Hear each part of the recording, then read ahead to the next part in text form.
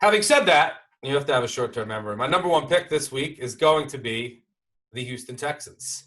Plus 7.5 at BetMGM at home against the Tennessee Titans, who do need to win.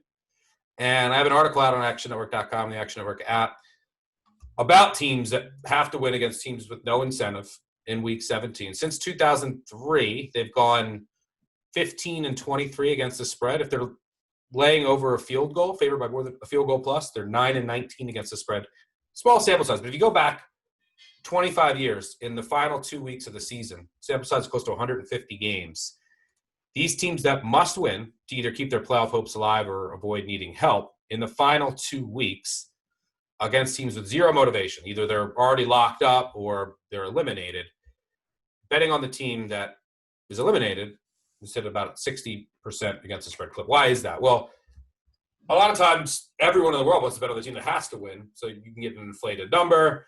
And the other team who is usually eliminated, this is kind of their Super Bowl. It's a team that's been dead out of the playoffs, and now all of a sudden they have a chance to get up for 1 week and spoil, usually now Week 17, it's a division rival season.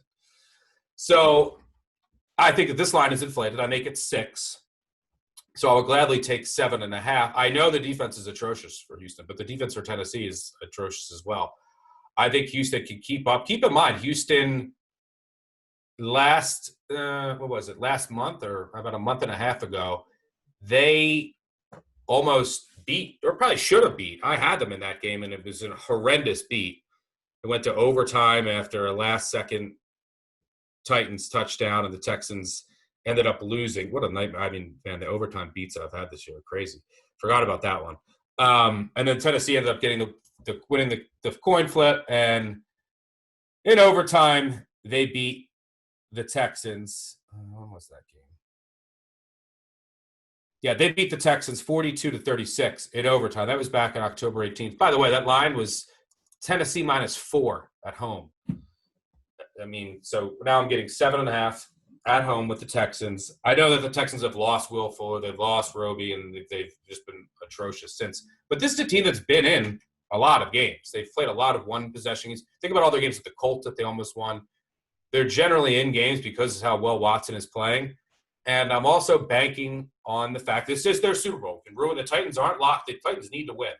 So you could see the Titans play a little tight here. But I'm banking on the fact that Houston's defense plays up this week after J.J. Watt basically called them out in an impassioned speech after the game, basically like this is for fans. And so I think that you'll at least get a spirited effort. I don't know how many stops they can really get against Tennessee, but the Tennessee defense is just really bad, and Watson should be able to put up points here. And even if they get down 10-14, he can give me a backdoor late. I make it 6.